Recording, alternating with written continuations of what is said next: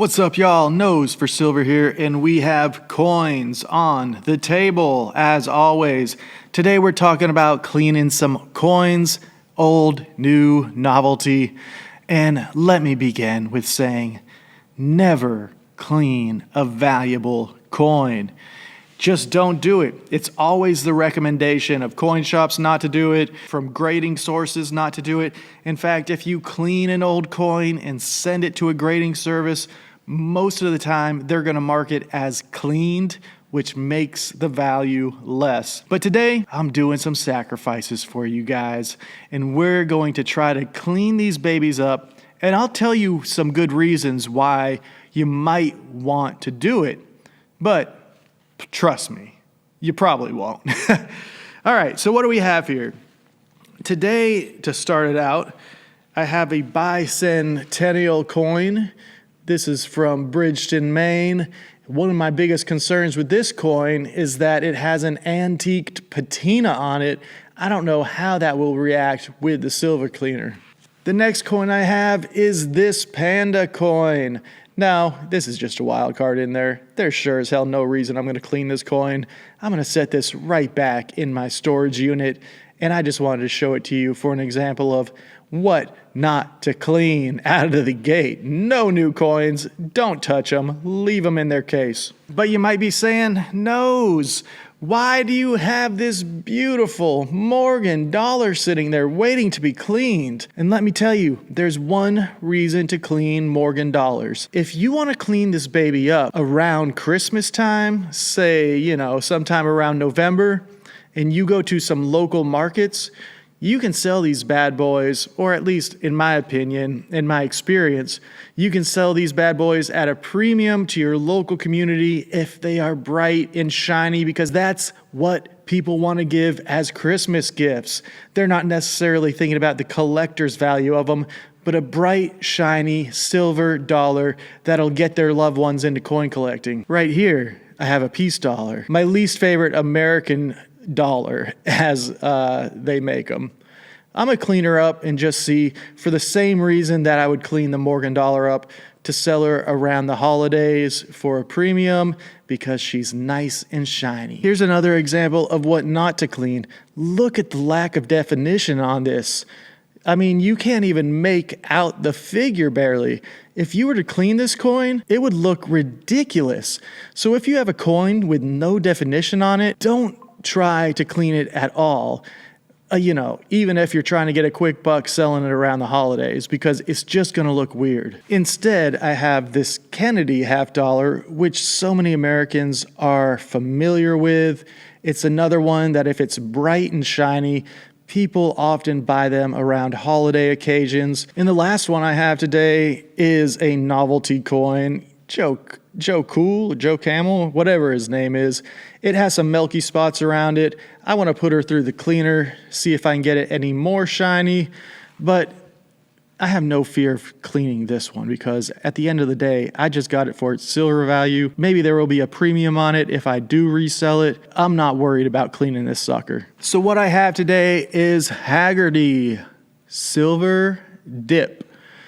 An easy tool to use to just set your coins in for just a little bit, move them to some regular water, let them sit, and then put them out to dry. No scrubbing, none of that involved. In fact, you really never want to do that to any coin. But this product is what we're going to use today and see if we get any good results. So what I'll start out with is the cringiest for coin collectors out there, is this Morgan dollar late series sticker in here. I always like to wear gloves just because chemicals, whatever. I don't like to touch them. But what I found is this thing also puts off a smell as it's cleaning the chemicals. And California says it can cause cancer, like California says everything can cause cancer. Not to say that I don't believe it, but come on, guys. What doesn't cause cancer these days? I'll flip it around just for good measure. Looks like it's getting a little shinier in there. I don't think you can tell yet. I'll give it probably 5 more seconds, and then I'll place it in what I have is a warm water bowl over here. I don't know. It didn't say anything about using warm water, but I just always figure warm water is better for cleaning. And I can see a little sparkle coming out of her. All right, so let her sit there for just a second. And oh my word, when I took her out, the smell was very, very, I wouldn't say pungent, but chemically. The shine is becoming apparent. Let me flip her around in here. I wonder if this stuff is bad to get on the table. And let me let her dry for just a touch before we show her off. I'm going to do that with all these. We'll make it quick for you guys, but here is the piece dollar going in. Again, you may cringe at it, but I'm giving it a sample. I'll try to sell it at Christmas time for $50, and someone will probably take it and put it in a stocking because it is a classic American coin. That smell really is getting to me inside here. By the way, I did wipe the Morgan dollar off just to see what would happen. I don't think it made it any shinier, just dried it a little more quickly. All right, I'll take the piece dollar out right now and set it down. And yes, it is much shinier than what it was in the beginning. All right, and now for the Kennedy half dollar, gonna put her in there. This is an easy one to clean and an easy one to resell if you're just reselling in your local community to new collectors or to people who want to buy gifts again for their loved ones. They always appreciate a shinier coin, and it's not trying to rip them off or trying to make a collectible less valuable. It's understanding what a local consumer might want to put in a stocking or to wrap in a gift and to deliver that to them. Because at the end of the day, it will still have the same silver content, but it will just be an older coin that looks like it is much newer and much shinier. Very shiny. I'll show you all of these in just a minute. Joe Cool Camel, I think that's his name. Maybe you can see all the milky spots on it up close, right around the rim. That's where the major problem is. I don't know if this will clean the milky situation or not, but we'll give it a try. It got rid of some of the milky spots, but a few of them remain, so I just want to keep it in this silver cleaner for a little bit longer. Wow, it did clean this one up an awful lot. There's trace milkiness around the edges, but that's super shiny. I mean, it's hard to even get it on camera because it's so shiny. This has been the best one so far. Now I'm just going to sacrifice this for you. I mean, I'm sure I can still sell it to somebody or keep it in my own collection or melt it for material. But I do want to show you what a super worn coin will look like when it's clean, because it just doesn't look right. I do feel like I might be getting cancer right now. The fumes are very thick over here. And last but not least is this bicentennial Bridgeton, Maine coin. It is a gift for my mother, and I am going to, at a very big risk, put it in this silver cleaner and see what happens, because it has an intentional patina on it, and I can't remember if it was 999 or 925, but either way, I don't know what's going to happen. The good thing is those gloves protected my hand very well. I smell no trace of the chemical on my hands, so I do love that. Now let me go one by one and show you each of these coins and what happened to them. First up, the Morgan dollar. It is shinier. The date is more pronounced. You know, there you can see it shining in the light as I move it back and forth, up and down. So it doesn't have as much grime on it, and that's good. And the back should be the same way. You can see the luster is back a little bit, and where the age has left. Would I recommend you doing this? I definitely wouldn't.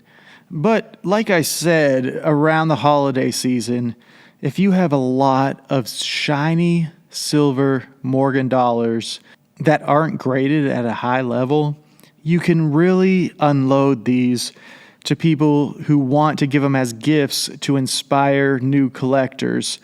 Again, not trying to rip them off, but just trying to give them the most beautiful experience they can have with the beautiful feel of a silver dollar and the Morgan version of it, which everyone knows is the best. Next up is the piece dollar, which again, people do love, and this one actually came out even shinier. There's a look at this one, and in the light you can see up and down maybe a lot of silver luster there. All of it is well pronounced. There are still a lot of scratches around the face, but because the shine is there, they're less noticeable. And the eagle was really dirty on this one, but as you see now, it's cleaned up a bit, and everything has that glow to it. Would I recommend it? No, please, don't clean your Morgans or piece dollars. But again, you know the reason why I'm doing it. The Kennedy half dollar. There are so many of these out there that are super shiny that why wouldn't you want a shiny one as well? If you are in the business of reselling, you can see that shine. His face has great definition to it. I'm not saying I would suggest cleaning these, but if you're a flipper like me to some extent, I have silver I hold on to and won't flip, but I also have silver that I always plan to flip. And something shiny like this will grab someone's attention at a local holiday market. Now this Camel cigarette one, Joe Cool, whatever his name is, this was for my own pleasure, and it did clean up the milk spots to a certain extent. I do need to wipe it down a little bit, though, I think. It still has a few marks left on it, but it is shinier than what I started with. I think I got my own fingerprint on it. I think I might have to dip it again to clean that and get that off. But at the end of the day, it did get rid of the milky spots. I just got my fingerprint on it. I'm going to put it back in the cleaner real quick. With novelty coins like that, it's like, do it at your own discretion. Why do you have the novelty coin? Do you plan on flipping it? Do you plan on holding on to it? If either of those hold true with a modern novelty coin, cleaning it isn't necessarily a bad idea. All those novelty coins that I buy on eBay, I usually get at spot price, and they're $9.99 silver. So cleaning them up, for me, it really doesn't make a difference. Now here's the dumb one to clean up. This is the half dollar, what do they call it? The standing liberty or the walking liberty? That's what she looks like. Never clean up a coin that has so much wear to it. Sure, we got some luster in there. But what's the luster showing? It's showing the lack of definition. Same with the back. There are no features on this eagle until you get very down to the tip of his wing. I mean, that's foolish to clean this coin. I did this as a sacrifice to our community out there to give them a lesson on what not to do and why it looks stupid to do something like this. And last but not least was the antiqued silver dollar that came in at $9.25, so sterling. It kept its antique outer layer or whatever I don't know how they make that antique vibe going on. And I would say it really didn't clean it at all. I might have got some of the dirt out of the crevices, but it basically looks as it did whenever it was delivered to me. So my mom will be happy. Gets a good looking coin, smooth, little less dirt on it, but still no less an antiqued look. Let me give you 5 statements about cleaning a coin. Never clean rare or valuable coins. As I've said throughout this video, harsh cleaners can destroy a coin's value.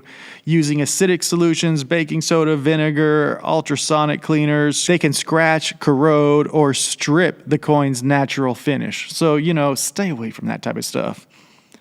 If you must use a cleaner, only used distilled water and a soft cloth.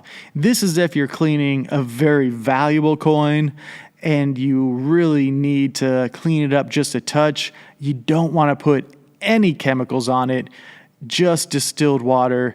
And again, I would go to a professional for that and wouldn't attempt for the first time doing it by yourself. Professionals use special conservation methods. They use controlled chemical dips, preservation techniques, and these are things that you can't do at home. So again, I am not telling any single person to clean a coin at home, especially rare ones. And the last thing I got for you is that handling coins the right way, which is with nice gloves. Cotton gloves are preferred.